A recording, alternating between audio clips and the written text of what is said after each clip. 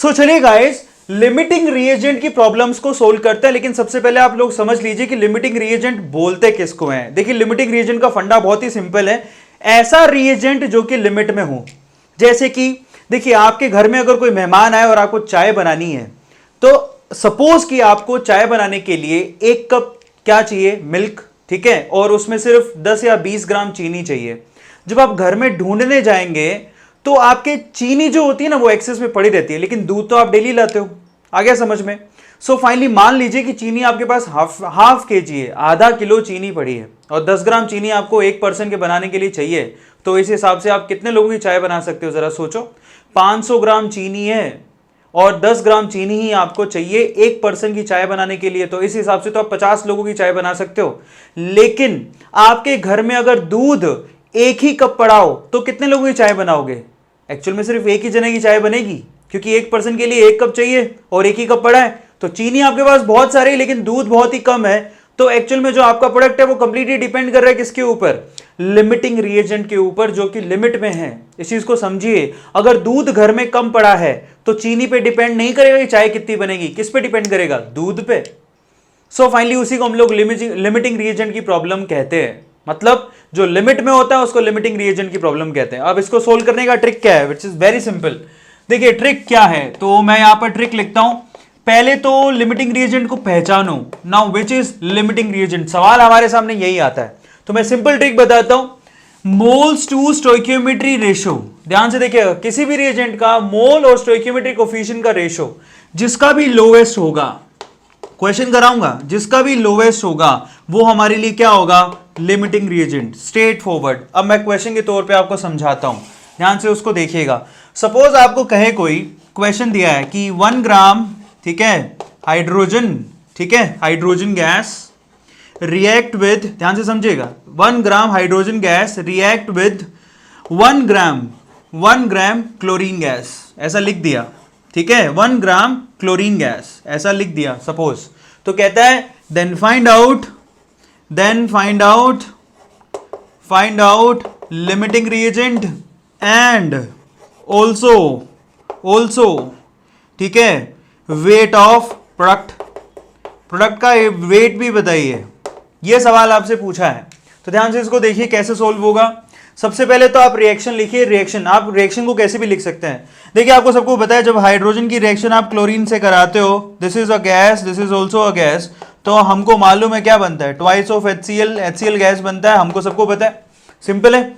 अब देखिए यहां पर ये इक्वेशन बैलेंस्ड है। तो यहां पर देखिए सबसे पहले तो लिमिटिंग रिएजेंट ढूंढना है। तो यहां पर रिएजेंट यानी कि रिएक्टेंट है कितने? 2। इन दोनों में से कोई एक लिमिट में है, उसको ढूंढिए, क्योंकि लिमिटिंग रिएजेंट ही डिसाइड करेगा कि प्रोडक्ट कितना बनेगा। जैसे कि उस केस में दूध डिसाइड कर रहा था कि चाय कितनी बनेगी, यहां पर इन दोनों में से जो लिमिट में होगा वो डिसाइड करेगा कि HCl कितना बनेगा।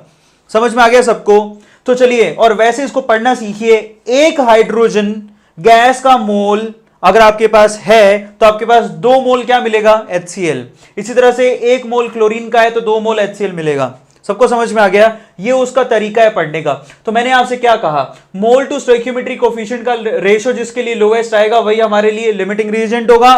तो अब चलिए सबसे पहले हम लोग क्या करते हैं, हम लोग हाइड्रोजन के लिए मोल और स्टोइकियोमेट्री कोफिशिएंट का रेशो निकालते हैं। So mole to stoichiometry coefficient ratio for hydrogen, hydrogen के लिए निकालते हैं। चलिए सबसे पहले तो यहां पर आपको मोल्स ऑफ हाइड्रोजन चाहिए। तो चलिए मोल्स ऑफ हाइड्रोजन कैसे निकलेंगे?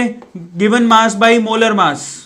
सबको समझ में आता है? ये मोल्स ऑफ हाइड्रोजन होंगे कितने, मास कितना गिवन है? 1 ग्राम, मोलर मास कितना होगा? 2 ग्राम पर मोल। सही है। तो फाइनली यहां कितना आ रहा है? 1/2 मोल। ये सबको समझ में आया? हाइड्रोजन के मोल आपको हाफ दे रखे हैं। क्लियर है सब लोगों को? अब स्टोइकियोमेट्री कोफिशिएंट चेक करो हाइड्रोजन का कितना है।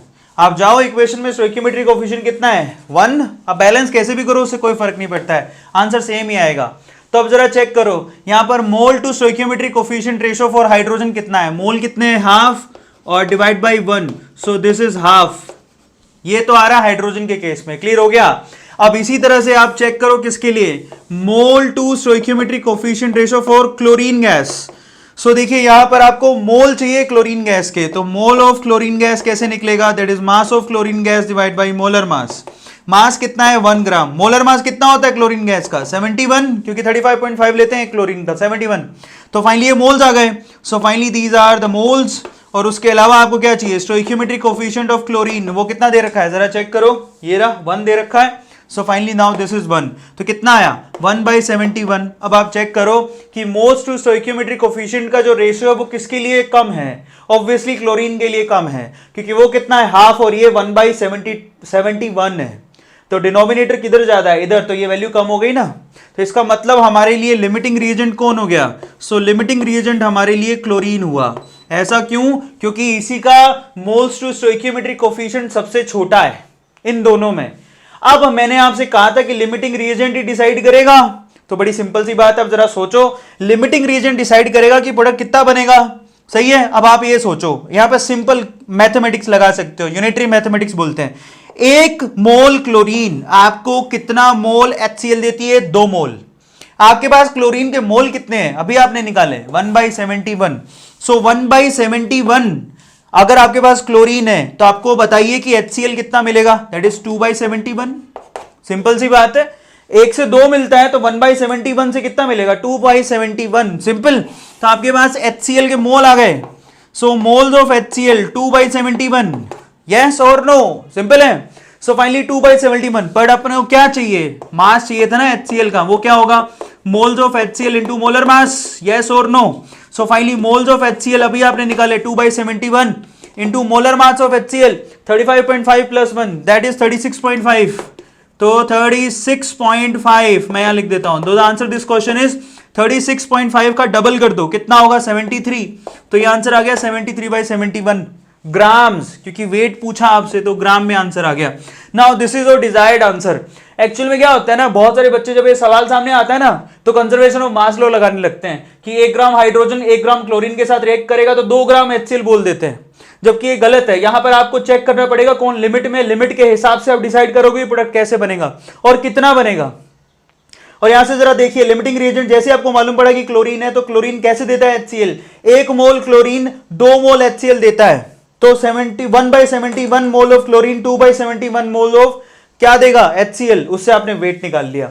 तो इस तरह से सिंपल तरीके से आप लिमिटिंग रिएजेंट का प्रॉब्लम कर सकते हैं। ध्यान से इस प्रोसीजर को फॉलो करो और अपनी लिमिटिंग रिएजेंट की प्रॉब्लम्स जो कि मोल कॉन्सेप्ट में आती है उसको सोल्व कर सकते हो।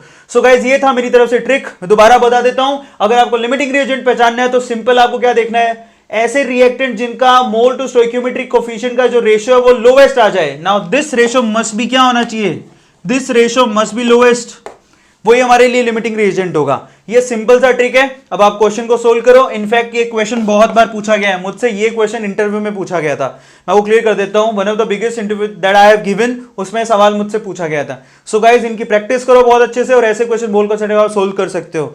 सो गाइस, ये सिंपल सा ट्रिक था। आई होप आप लोगों को अच्छा लगा होगा। अगर आपको अच्छा लगा हो तो क्या करना है, मेड इजी केमिस्ट्री चैनल को आप सब्सक्राइब कर लो, बेल आइकन के बटन को दबाओ। साथ ही साथ ए स्क्वायर व्लॉग्स चैनल को भी आप सब्सक्राइब कर सकते हो, जिसका लिंक आपको डिस्क्रिप्शन बॉक्स में गिवन है, जिसमें आप क्या कर सकते हैं, यहां पर पढ़ने के साथ साथ बहुत सारे प्राइजेस भी जीत सकते हैं। इसके अलावा आप मुझे इंस्टाग्राम पे भी फॉलो कर सकते हैं। सो चलिए गाइस, अगली वीडियो में मिलते हैं। Till then, thank you so much, thanks a lot.